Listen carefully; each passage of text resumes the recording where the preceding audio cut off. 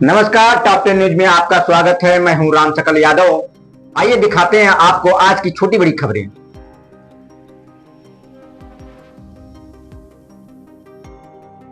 आजमगढ़ में सुहलदेव भारतीय समाज पार्टी के युवा भविष्य सम्मेलन में हजारों युवाओं का जोश देखने को मिला। हरिऔंध कला केंद्र में आयोजित इस सम्मेलन में पार्टी नेताओं ने युवाओं को संगठन की ताकत बताते हुए 2027 के विधानसभा चुनाव की तैयारी में जुटने का आह्वान किया।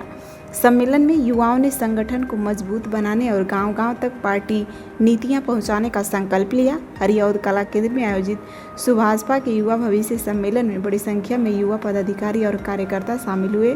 कार्यक्रम में मुख्य अतिथि पार्टी के राष्ट्रीय प्रमुख महासचिव डॉक्टर अरविंद राजभर और विशिष्ट अतिथि राष्ट्रीय उपाध्यक्ष हेमंत सिंह रहे।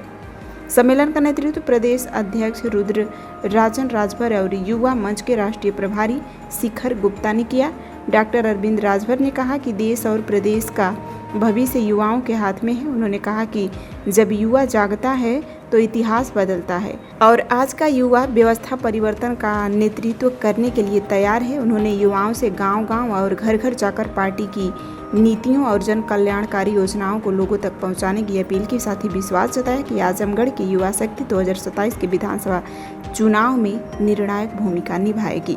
सही में देखिए, मैं बार बार बोलता हूँ कि देश की राजनीति में अब युवाओं को वो आ जाना चाहिए और सिर्फ आना ही नहीं चाहिए, बढ़ चढ़ के उसमें हिस्सा लेना चाहिए। क्योंकि देश में जब जब सामाजिक, शैक्षणिक और राजनीतिक और आर्थिक परिवर्तन हुआ है तो उसकी नींव रखने का काम हमेशा युवा समाज किया है। इतिहास भी इस चीज को बताता है कि इस देश में जब क्रांतिकारी आंदोलन की शुरुआत हुई तो उस समय भी चढ़ बढ़ के युवाओं ने ही भाग लिया था कलकत्ता विश्वविद्यालय से, और 21 नौजवानों ने पूरे देश की व्यवस्था को बदल के रख दिया था। तो उसी प्रकार से आजमगढ़ की धरती से सुहलदेव भारतीय समाज पार्टी, हमारे राष्ट्रीय प्रभारी श्री शिखर गुप्ता जी, हमारे माननीय प्रदेश अध्यक्ष जी श्री रुद्रराजन राजभर जी के नेतृत्व में हम लोगों ने युवा भविष्य सम्मेलन का आगाज किया है और ये उत्तर प्रदेश के प्रत्येक जनपद में होगा। और इस सम्मेलन के माध्यम से हम युवाओं को जागरूक करेंगे, जागरूकता के साथ साथ उनको सचेत भी करेंगे कि युवा सिर्फ नारा लगाने के लिए न रहे, युवा नेतृत्व करने के लिए रहे, युवा बदलाव के लिए काम करें। वो दूसरों का जिंदाबाद लगा करके वो दूसरों को नेता ना बनाए, बल्कि वह स्वतः का जिंदाबाद लगावे और स्वतः का काम करे, स्वतः से परिवर्तन की आगाज की शुरुआत करे। इसके लिए आज युवा भविष्य सम्मेलन का कार्यक्रम रखा गया है। ठीक है, ठीक। सर, राम मंदिर चंदा चोरी मामले में 8 लोगों पे एफआईआर हो, लेकिन उसमें चंपत राय का नाम कहीं नहीं है। देखिए, माननीय मुख्यमंत्री जी ने इस बात को लगभग 1 हफ्ता पहले ही कहा था कि हमें 15 दिन का टाइम दीजिए। अगर ऐसा मामला उठा है तो इसमें जो लोग भी दोषी होंगे उनके खिलाफ कठोरतम कार्रवाई होगी। एफआईआर भी दर्ज हुआ। एफआईआर में जिसका नाम आप ले रहे हैं भाई, अगर वो उसमें नहीं रहे होंगे तो बेवजह किसी को परेशान करने की कोई स्थिति नहीं उत्पन्न होती है।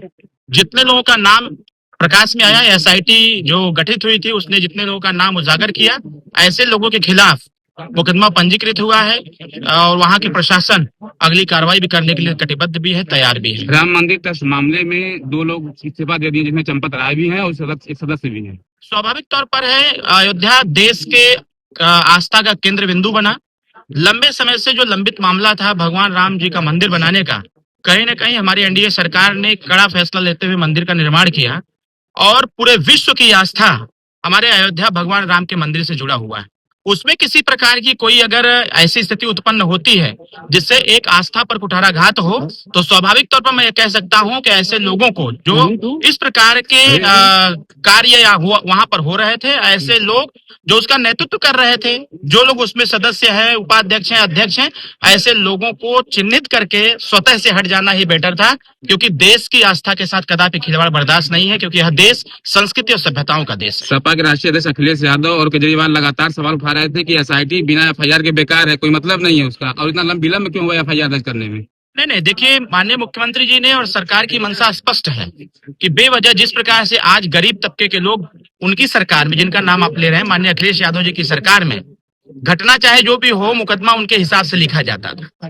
तो कहीं न कहीं ऐसा मुख्यमंत्री जी ने भी कहा और सरकार भी यह चाह रही थी कि बेवजह किसी के खिलाफ जल्दबाजी में मुकदमा न लिखा जाए। एसआईटी का गठन हुआ, एसआईटी ने रिपोर्ट पेश किया, जितने लोग उसमें इन्वॉल्व रहे जो मामले अब उजागर हुआ जितने इन्वॉल्व हुए ऐसे लोगों के खिलाफ मुकदमा पंजीकृत किया है। इसमें कोई डिनाई या कोई देरी कोई प्रश्न नहीं खड़ा करता। आखिरी सवाल की सुहेलदेव समाज पार्टी के लोग भी अगर छूट करके सपा में मिल रहे हैं, ऐसा विपक्ष बोल रहा है, समाजवादी के लोग बोल रहे हैं। ऐसा कुछ भी नहीं है। सुहेलदेव भारतीय समाज पार्टी का कुनबा तो प्रत्येक दिन बढ़ रहा है और प्रत्येक दिन आज आप ये देख रहे हैं कि युवा भविष्य सम्मेलन है, आज शुरुआत किया हूं मैं और यह पूरे प्रदेश में करूंगा। और इसके साथ साथ लखनऊ में प्रत्येक दिन समाजवादी पार्टी, बहुजन समाज पार्टी और कांग्रेस पार्टी छोड़ करके प्रत्येक दिन मिनिमम 100 लोग और मैक्सिमम 1000 लोग सुहेलदेव भारतीय समाज पार्टी की सदस्यता ग्रहण कर रहे हैं।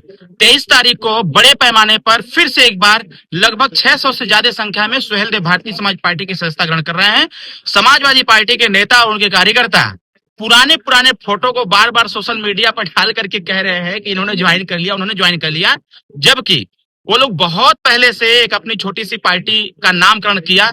नामकरण करके ये दावा करते हैं कि हम अखिलेश से गठबंधन करते हैं। जो गठबंधन का दावा करते हैं उन्हीं के दल के लोग समाजवादी पार्टी में सम्मिलित होने का भी दावा कर रहे हैं। सुहेलदेव भारतीय समाज पार्टी का कुनबा मजबूत है, बढ़ता चला जा रहा है, कोई टूटन नहीं है, क्योंकि आगे मैं खड़ा हूँ। अतरौलिया से कौन प्रत्याशी हो सकता है?